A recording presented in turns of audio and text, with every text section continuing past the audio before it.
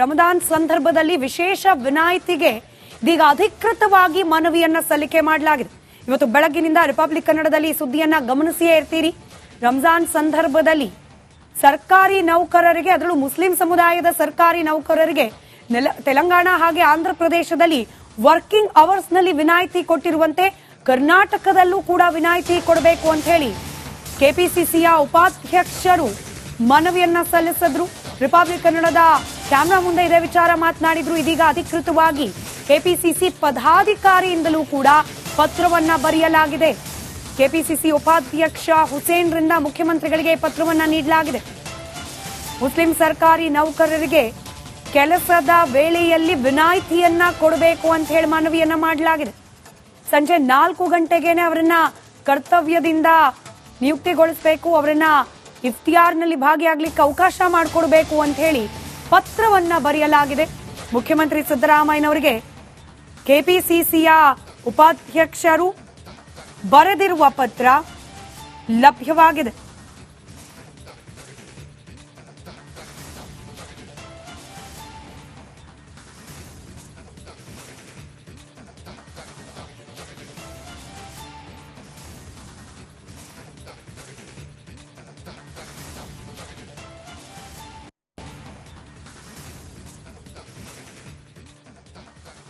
ರಂಜಾನ್ ಮುಸಲ್ಮಾನರಿಗೆ ಪವಿತ್ರ ಹಬ್ಬ. 1 ತಿಂಗಳ ಕಾಲ ಮುಸಲ್ಮಾನರು ಉಪವಾಸ ಇರುವ ಸಂದರ್ಭ. ಹೀಗಾಗಿ ತೆಲಂಗಾಣ ಹಾಗೆ ಆಂಧ್ರ ಪ್ರದೇಶದಲ್ಲಿ ಸರ್ಕಾರಿ ಕೆಲಸದ ಅವಧಿಯನ್ನೇ ಕಡಿತಗೊಳಿಸಲಾಗಿದೆ. ಇದೀಗ ನಮ್ಮ ರಾಜ್ಯದಲ್ಲೂ ಕೂಡ ತೆಲಂಗಾಣ ಹಾಗೆ ಆಂಧ್ರ ಮಾಡೆಲ್ ಜಾರಿಯಾಗಬೇಕು ಅನ್ನೋ ಬೇಡಿಕೆ ಕೇಳಿ ಬರ್ತಿದೆ. ಇದಕ್ಕೆ ಸಹಜವಾಗಿ ರಾಜಕೀಯ ಪಡಸಾಲೆಯಲ್ಲಿ ಪರ ವಿರೋಧದ ಚರ್ಚೆ ಜೋರಾಗಿದೆ. ಈ ಕುರಿತಾದ ಒಂದು ವರದಿ ನಿಮ್ಮ ಮುಂದೆ.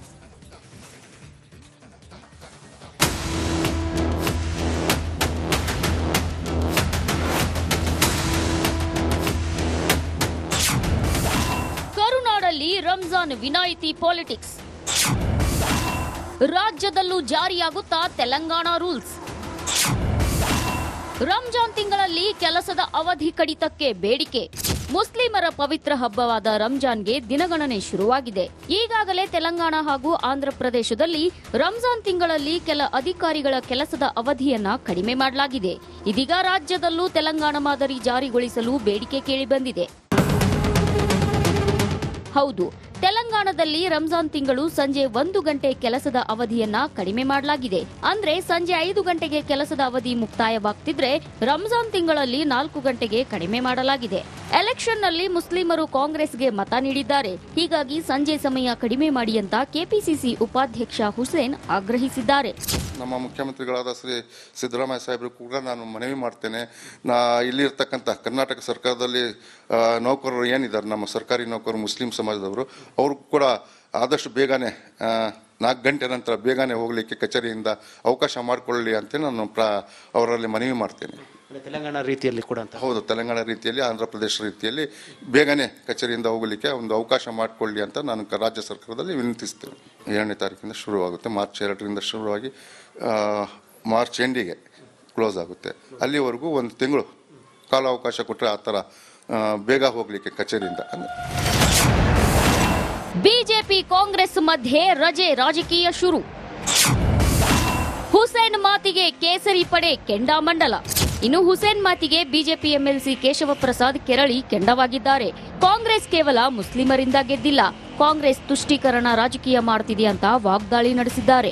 ಇಡೀ ಮುಸ್ಲಿಂ ಸಮುದಾಯ ಒಂದು ಸೈಡ್ ಆಗಿ ಕಾಂಗ್ರೆಸ್ ಪಕ್ಷವನ್ನು ಬೆಂಬಲಿಸಿ ಈ ರಾಜ್ಯಕ್ಕೆ ಒಂದು ಸರ್ಕಾರ, ಕಾಂಗ್ರೆಸ್ ಸರ್ಕಾರ ತರಲಿಕ್ಕೆ ಅವಕಾಶ ಮಾಡಿಕೊಟ್ಟಿದೆ. ನೋಡಿ, ಒಂದು ಚುನಾವಣೆಯಲ್ಲಿ ಯಾವುದಾದ್ರೂ ರಾಜಕೀಯ ಪಕ್ಷ ಗೆಲ್ಲುತ್ತೆ ಅಂದ್ರೆ ಇಡೀ ಸಮಾಜ ಅದಕ್ಕೆ ಮತದಾನದ ಕೊಡುಗೆಯನ್ನು ಕೊಟ್ಟಿರುತ್ತೆ. ಯಾವುದೋ ಒಂದು ಸಮುದಾಯದ ಮತದಿಂದ ಯಾವುದೇ ಒಂದು ರಾಜಕೀಯ ಪಕ್ಷ ಗೆದ್ದು ಬಂದಿರಲ್ಲ. ವಜ್ರದೇಹಿ ಮಠದ ರಾಜಶೇಖರಾನಂದ ಸ್ವಾಮೀಜಿ ಕೂಡ ವಿಶೇಷ ರಿಯಾಯಿತಿ ಕುರಿತು ಗರಂ ಆಗಿದ್ದಾರೆ. ಇದು ಬಹಳ ದುರದೃಷ್ಟಕರವಾಗಿರತಕ್ಕಂತ ವಿಷಯ. ರಾಜಕೀಯದಲ್ಲಿ ಓಲೈಕೆ ಮಾಡಬಾರದು ಅಂತ ನಮ್ಗೇನು ಭಾವ ಇಲ್ಲ. ಆದ್ರೆ ಅದು ವಿಪರೀತವಾಗಬಾರದು, ಬ್ರದರ್ ಅನ್ನುವ ಮಟ್ಟಕ್ಕೆ ಹೋಗಬಾರದು. ವೋಟ್ ಬ್ಯಾಂಕಿನಿಂದ ನಾವಿವತ್ತು ಆಡಳಿತಕ್ಕೆ ಬಂದಿದ್ದೇವೆ ಅಂತ ಹೇಳುವ ಈ ರೀತಿಯ ತುಷ್ಟೀಕರಣದ ಮಾತುಗಳಿದೆಯಲ್ಲ, ಇದು ಇನ್ನೊಂದು ಸಮುದಾಯವನ್ನ ನೋವು ತರಿಸ್ತಕ್ಕಂತ ಮತ್ತೆ ಈ ಸಮುದಾಯವನ್ನ ಒಂಥರ ತುಚ್ಛೀಕರಣ ಮಾಡತಕ್ಕಂತ ಪ್ರಮೇಯ.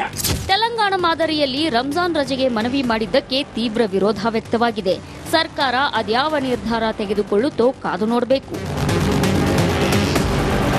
Bureau report, republic Kannada.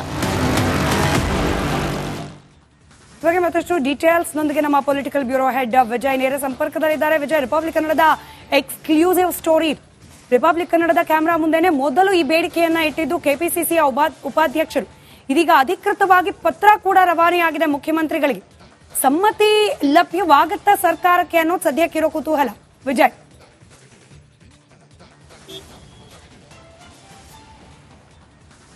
Exactly Smita, ಇದಕ್ಕೆ ತೆಲಂಗಾಣದಲ್ಲಿ ಏನು ಕೊಟ್ಟಿರುವಂತಹ ಅನುಮತಿ ಏನಿದೆ ಅದು ಸಾಕಷ್ಟು ಚರ್ಚೆ ಜೊತೆಗೆ ಒಂದಷ್ಟು ನಾನಾ ರೀತಿಯ ಚರ್ಚೆಗಳನ್ನು ತೆಗೆದುಕೊಂಡಿತ್ತು. ಈಗ ರಾಜ್ಯದಲ್ಲೂ ಕೂಡ ಅದೇ ಬೇಡಿಕೆಯನ್ನು ಇಟ್ಟಿರುವಂಥದ್ದು. ರಂಜಾನ್ ತಿಂಗಳ ಹಿನ್ನೆಲೆಯಲ್ಲಿ, ರಂಜಾನ್ ಹಬ್ಬ ಹಿನ್ನೆಲೆಯಲ್ಲಿ 1 ತಿಂಗಳ ಕಾಲ 4 ಗಂಟೆ ನಂತರ ಸರ್ಕಾರಿ ನೌಕರರಿಗೆ ಅವಧಿಯನ್ನ ಅಂದ್ರೆ ನೌಕರರ ಅವಧಿಯನ್ನ ಏನಿದೆ ಅದನ್ನ ಕಡಿಮೆ ಮಾಡಬೇಕು, ಕೆಲಸದ ಅವಧಿಯನ್ನ ಅಂತ ಹೇಳಿರುವಂಥದ್ದು, ಮನವಿಯನ್ನು ಮಾಡಿರುವಂಥದ್ದು. ಅದು ಕೆಪಿಸಿಸಿಯಿಂದಲೂ ಕೂಡ ಅಧಿಕೃತವಾಗಿ ಮನವಿ ಆಗಿರುವಂಥದ್ದು.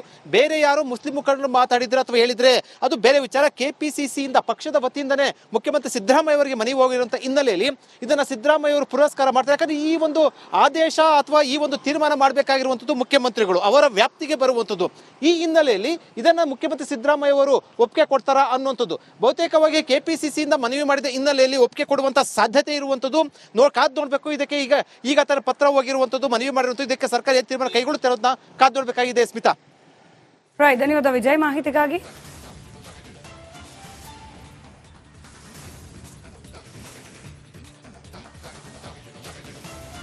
ರಮದಾನ್ ಸಂದರ್ಭದಲ್ಲಿ ವಿಶೇಷ ವಿನಾಯಿತಿಗೆ ಇದೀಗ ಅಧಿಕೃತವಾಗಿ ಮನವಿಯನ್ನ ಸಲ್ಲಿಕೆ ಮಾಡಲಾಗಿದೆ.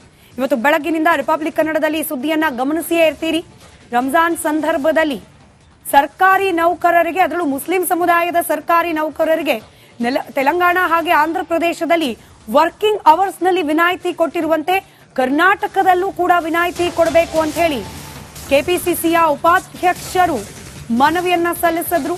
ರಿಪಬ್ಲಿಕ್ ಕನ್ನಡದ ಕ್ಯಾಮೆರಾ ಮುಂದೆ ಇದೇ ವಿಚಾರ ಮಾತನಾಡಿದ್ರು. ಇದೀಗ ಅಧಿಕೃತವಾಗಿ ಕೆಪಿಸಿಸಿ ಪದಾಧಿಕಾರಿಯಿಂದಲೂ ಕೂಡ ಪತ್ರವನ್ನ ಬರೆಯಲಾಗಿದೆ. ಕೆಪಿಸಿಸಿ ಉಪಾಧ್ಯಕ್ಷ ಹುಸೇನ್ ರಿಂದ ಮುಖ್ಯಮಂತ್ರಿಗಳಿಗೆ ಪತ್ರವನ್ನ ನೀಡಲಾಗಿದೆ. ಮುಸ್ಲಿಂ ಸರ್ಕಾರಿ ನೌಕರರಿಗೆ ಕೆಲಸದ ವೇಳೆಯಲ್ಲಿ ವಿನಾಯಿತಿಯನ್ನ ಕೊಡಬೇಕು ಅಂತ ಹೇಳಿ ಮನವಿಯನ್ನ ಮಾಡಲಾಗಿದೆ. ಸಂಜೆ 4 ಗಂಟೆಗೇನೆ ಅವರನ್ನ ಕರ್ತವ್ಯದಿಂದ ನಿಯುಕ್ತಿಗೊಳಿಸಬೇಕು, ಅವರನ್ನ ಇಫ್ತಿಯಾರ್ನಲ್ಲಿ ಭಾಗಿಯಾಗ್ಲಿಕ್ಕೆ ಅವಕಾಶ ಮಾಡಿಕೊಡ್ಬೇಕು ಅಂತ ಹೇಳಿ ಪತ್ರವನ್ನ ಬರೆಯಲಾಗಿದೆ.